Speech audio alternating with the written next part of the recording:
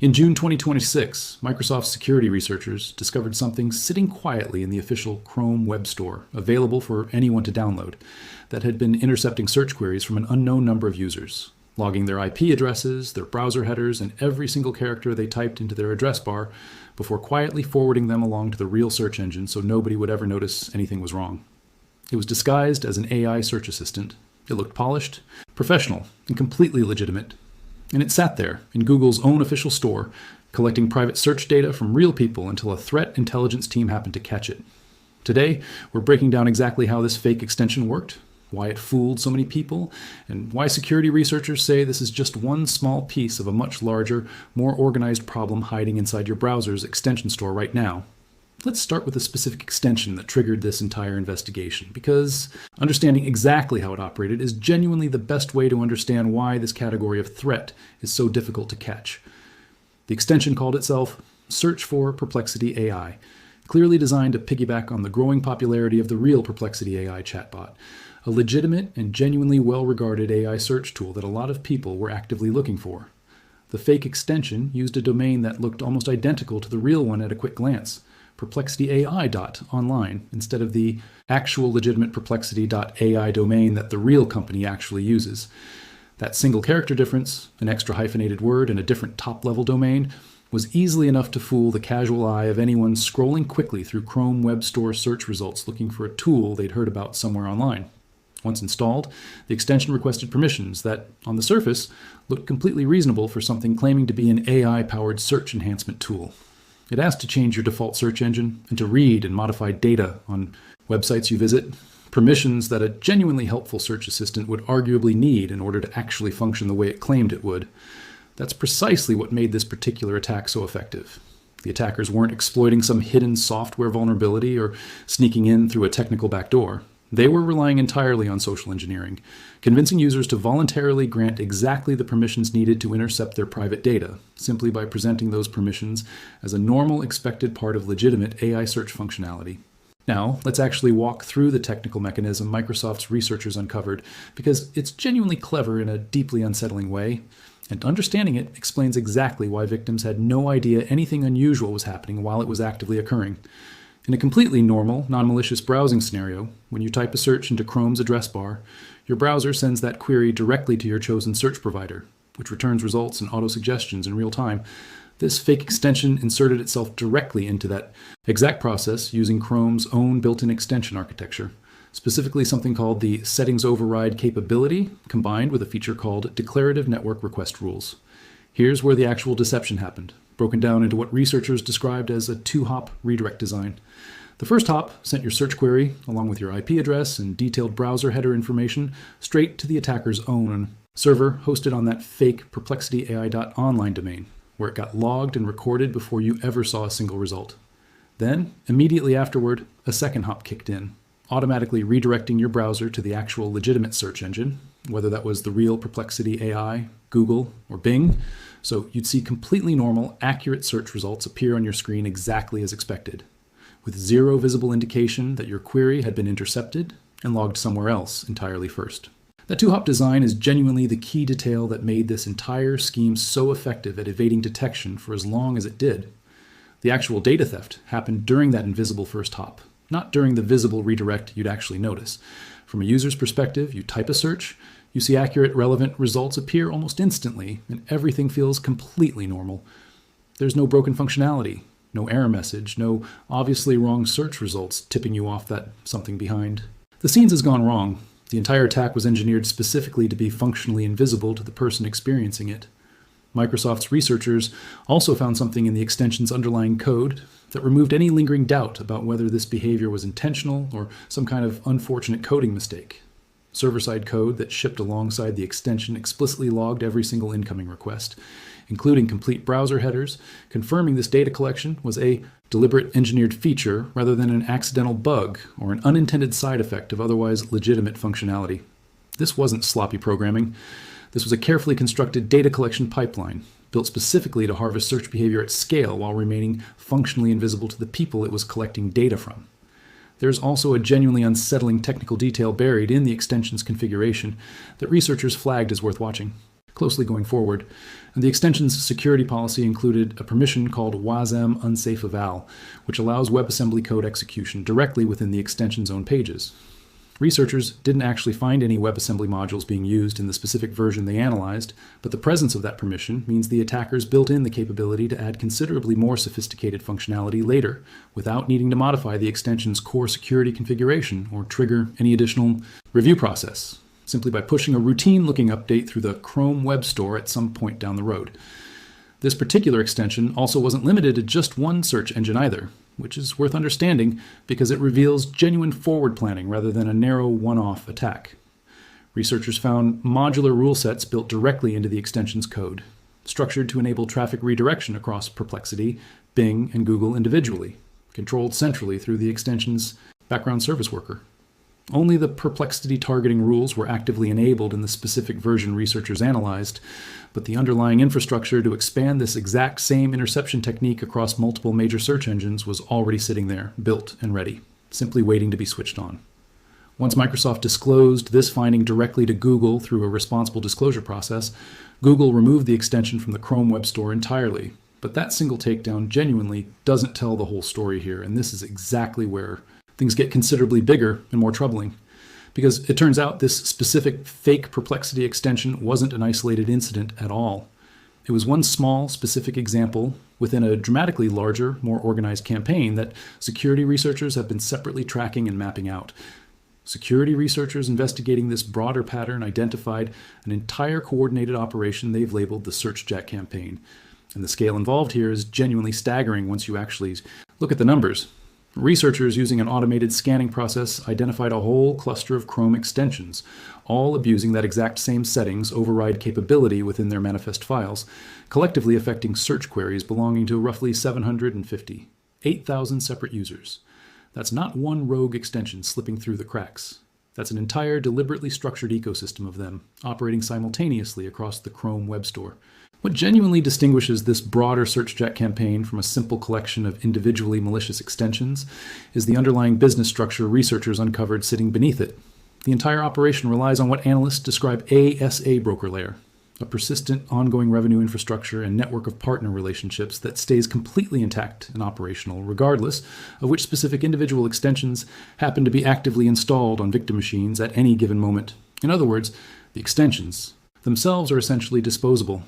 If Google removes one or several or even dozens, the underlying broker infrastructure driving the actual monetization keeps right on operating, and the operators simply spin up new, differently branded extensions to plug back into that exact same persistent backend. Researchers found that these brokers can actually be identified through a specific parameter hidden inside the final redirect URL. Each hijacked search eventually lands on, functioning almost like a hidden signature, revealing which specific broker relationship is currently monetizing that particular batch of redirected traffic. Because the individual extension operators themselves, generally, don't bother branding their extensions with any consistent, traceable identity, that broker parameter buried inside the URL structure is often the only concrete clue connecting seemingly unrelated malicious extensions back to a shared underlying revenue operation, allowing researchers to map out genuine organizational structure behind what would otherwise look like a scattered collection of unrelated opportunistic scams. Researchers also described a specific recurring pattern across most of the individual extensions comprising this broader campaign, something they characterized as a Trojan horse structure. The vast majority of these extensions function as what researchers called manifest-only wrappers,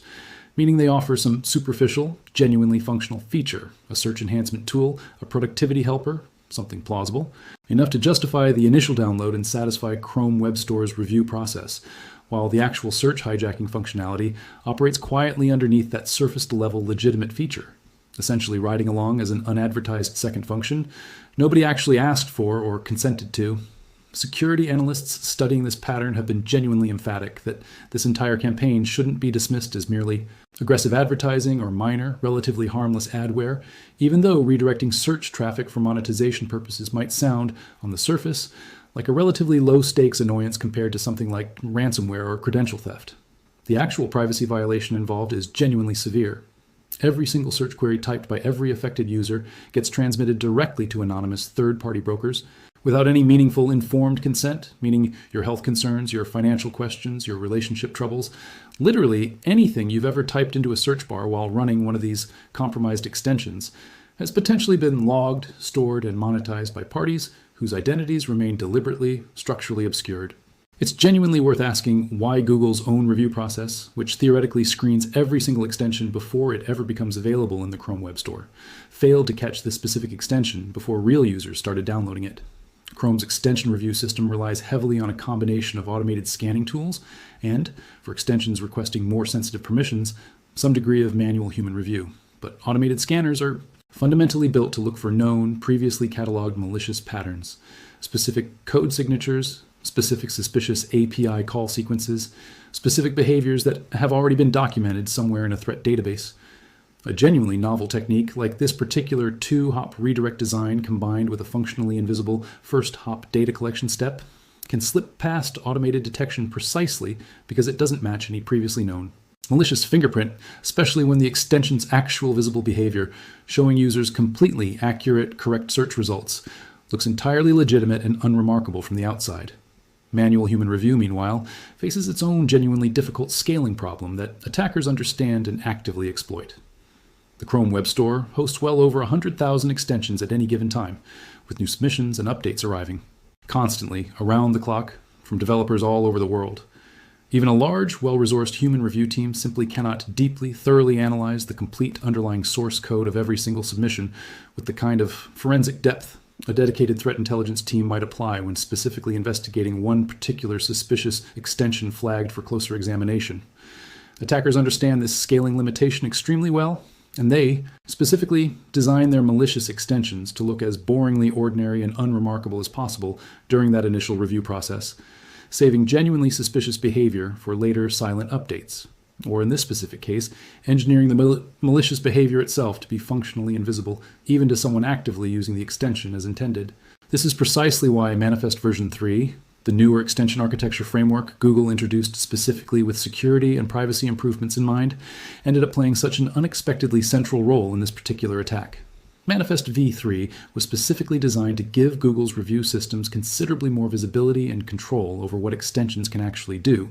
replacing older, more open-ended scripting capabilities with more tightly restricted. Declarative rule-based systems, specifically like the declarative network request feature, this fake extension ultimately abused.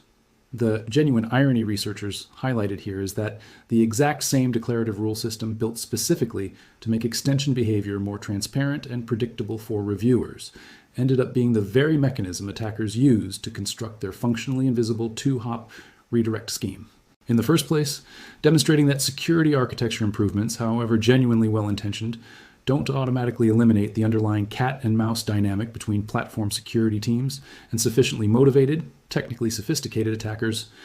Go ahead and hit that subscribe button now because there's plenty more of this kind of detailed breakdown coming your way. Let's zoom out even further because this entire fake perplexity story and the broader Searchjack campaign connect directly to a genuinely troubling pattern researchers have been documenting across the Chrome Web Store for years now, one that reveals something important about how these attacks have evolved over time. Back in January 2026, researchers uncovered an entirely separate but conceptually related campaign involving more than 900,000 compromised installs spread across over 20,000 separate company networks, where fake AI-branded extensions weren't hijacking search results specifically, but were instead directly skimming private conversations users were having with AI chatbots like ChatGPT and DeepSeek. Researchers investigating that specific incident pointed out something genuinely alarming about how attackers actually monetize this kind of stolen data at scale. According to the researchers who investigated that ChatGPT and DeepSeek conversation skimming campaign, sifting through nearly 1 million users' worth of AI conversation logs to find genuinely valuable information might sound like an impossibly labor-intensive task for any human attacker to actually accomplish. But the researchers explained that automated tooling and large language models themselves have made exactly this kind of needle in a haystack. Search dramatically easier than it used to be, allowing attackers to efficiently sift through massive volumes of stolen text specifically looking for financial information, business credentials, cloud account passwords, and API keys that users had unknowingly pasted into their AI conversations without ever considering the security implications of doing so. There's also an even more unsettling pattern that researchers have documented separately involving extensions that behaved completely normally, sometimes for literal years, before suddenly activating malicious functionality out of nowhere. Researchers investigating this specific pattern found extensions that had operated as genuinely trustworthy, well-behaved tools for extended periods, which led investigators to conclude these extensions had most likely been compromised at some point after their initial, legitimate release, rather than having been built maliciously from the very start. Once these previously trustworthy extensions got quietly woken up, they deployed a browser hijacking mechanism specifically designed to activate every single time a user navigated to a new web page, capturing the URL being visited, transmitting it to a remote command and control server alongside a unique track and G identifier assigned to that specific user, and then executing whatever redirect instructions that remote server decided to send back in response. Researchers illustrated exactly how dangerous this specific technique could become in practice using a genuinely alarming real-world scenario. Imagine receiving a completely legitimate Zoom meeting invitation from a coworker and clicking the link exactly as you normally would.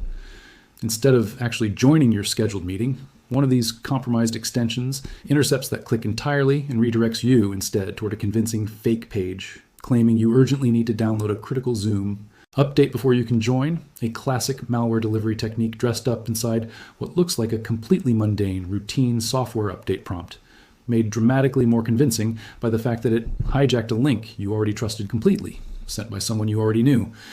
That specific example genuinely illustrates why compromised extensions represent such a uniquely dangerous category of threat compared to more traditional phishing emails or suspicious websites.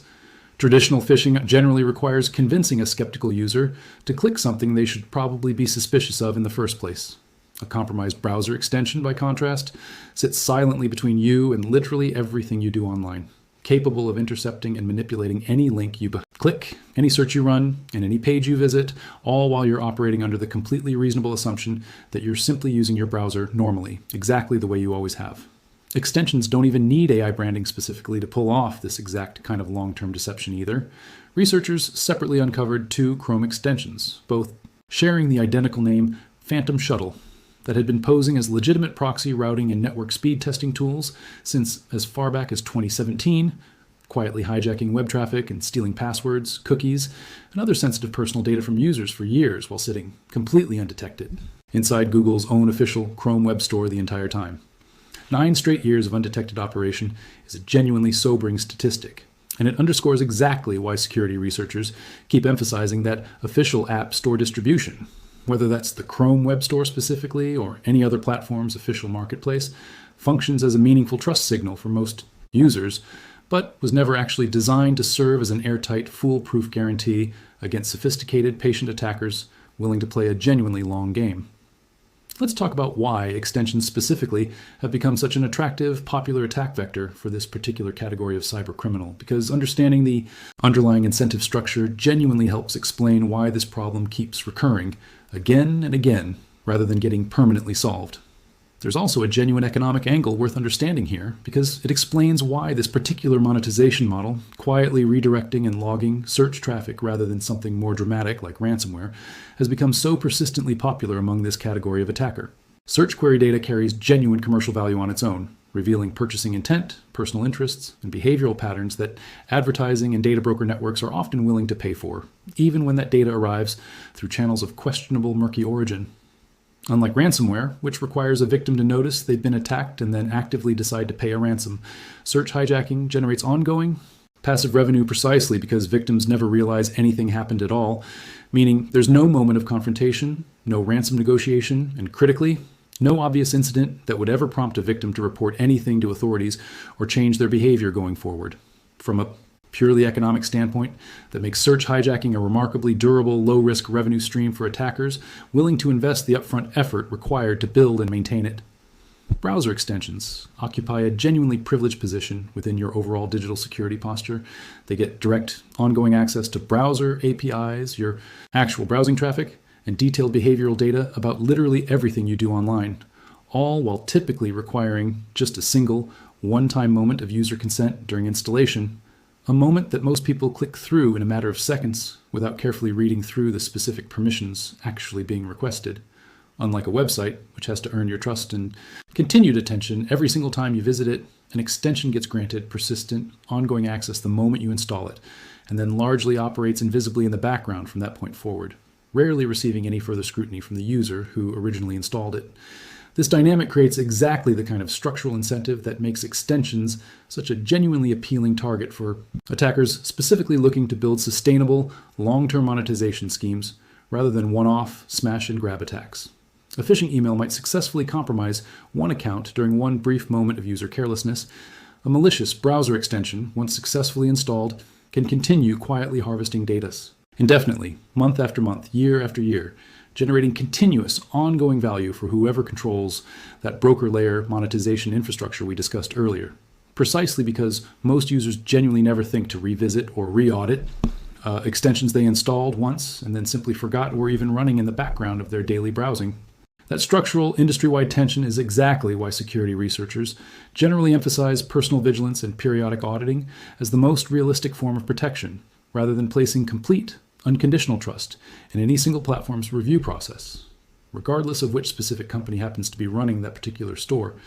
every major browser vendor has, at various points, had to publicly acknowledge and address malicious extensions that slipped through their own official review processes, which suggests this genuinely isn't a solvable, one-time engineering problem, so much as an ongoing permanent arms race that requires continuous, sustained vigilance from both platform security teams and individual users working together simultaneously.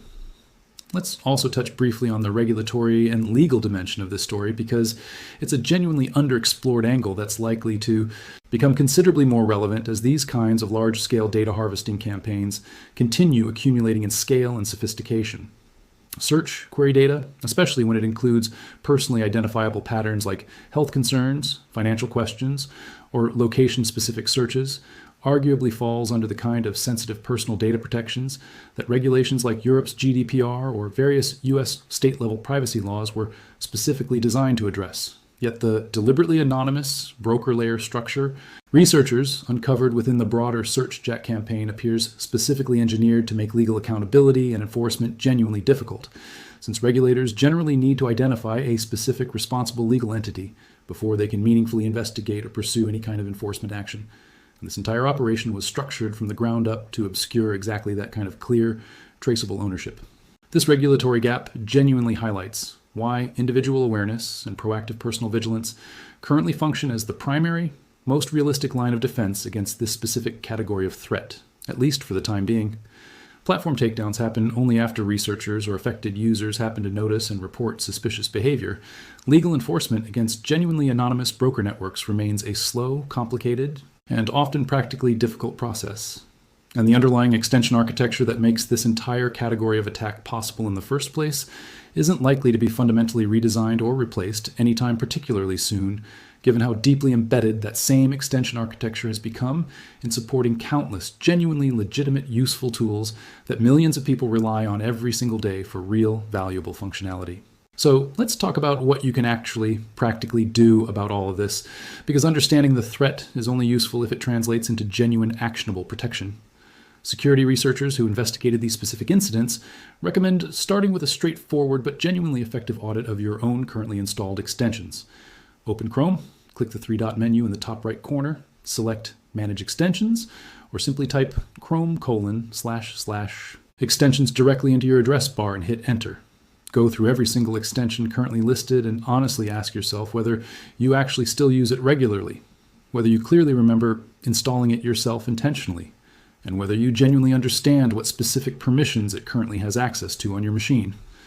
If the honest answer to any of those questions is genuinely uncertain, researchers recommend clicking directly into that extension's details page and paying particularly close attention to its requested permissions, especially anything granting the ability to read or change data on every single website you visit, which represents an extremely broad, powerful level of access that a genuinely narrow, single-purpose tool typically shouldn't reasonably require in the first place. Pay special attention to any extension specifically claiming AI-related functionality or branding, since researchers have consistently observed attackers deliberately exploiting the current wave of general AI enthusiasm and hype as a particularly effective, low-friction social engineering vector for exactly these kinds of malicious extension campaigns. Before installing any new extension going forward, Take the extra few seconds required to actually verify the publisher's listed website carefully, checking specifically for subtle domain misspellings or unusual variations, exactly like the perplexityai.online. Domain we discussed earlier, rather than the legitimate perplexity.ai domain the real company actually operates. Star ratings and review counts, unfortunately, can be artificially manipulated fairly easily by motivated attackers. So security researchers specifically recommend looking instead for detailed, genuinely specific reviews that clearly reference meaningful long-term usage, while treating any sudden, suspicious wave of generic, vague, overly enthusiastic praise with real skepticism, since that kind of pattern is a fairly common, recognizable indicator of artificially inflated or fabricated reviews designed specifically to build a false sense of trust and legitimacy. It's also genuinely worth remembering, based specifically on the woken up after years of good behavior pattern researchers documented separately, that installing an extension safely once doesn't necessarily guarantee it remains safe forever afterward. Extensions can receive silent automatic updates that introduce entirely new malicious functionality well after your original genuinely well-considered installation decision, which is exactly why security researchers recommend periodically revisiting and re-auditing your full L extension list on some kind of regular basis, rather than treating extension security as a one-time decision you only ever need to think carefully about once. For organizations and businesses specifically, Microsoft's own security guidance following this particular fake Perplexity extension incident emphasized several genuinely practical, actionable steps worth implementing at the network or company policy level. Allow only pre-approved, explicitly vetted extensions to run at all through centrally managed browser or company-wide policy configurations.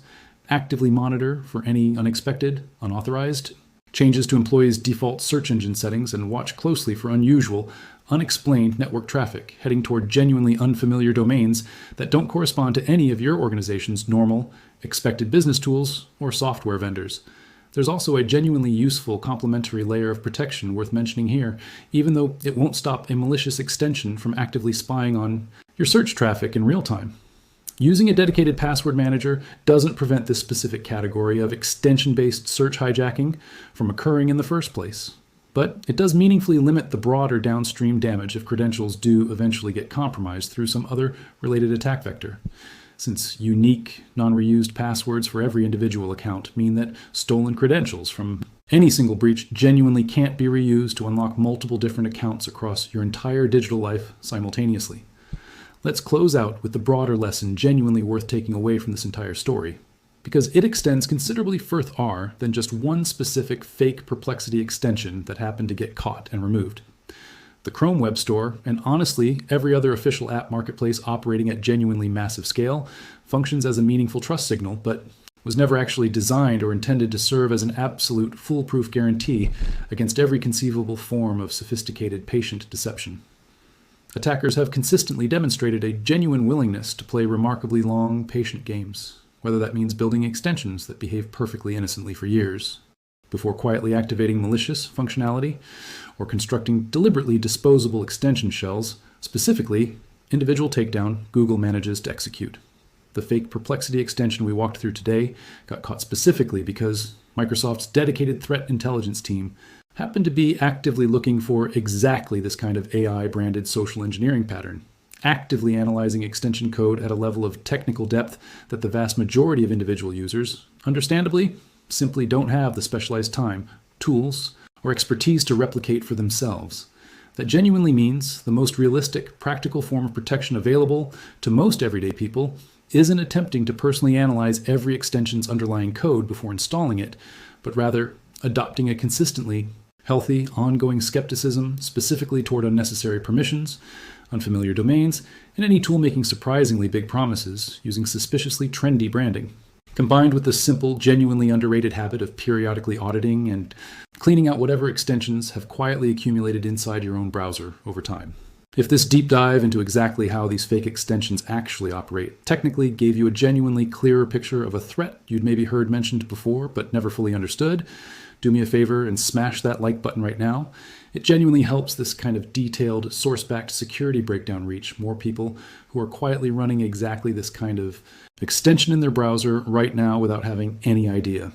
And if you want more of exactly this kind of practical, in-depth cybersecurity reporting, subscribe so you don't miss what's coming next. Thanks for watching, and I'll see you in the next one. Go check your own extension list right now while it's still on your mind, because the single fake perplexity extension we walked through today was just the one that happened to get caught.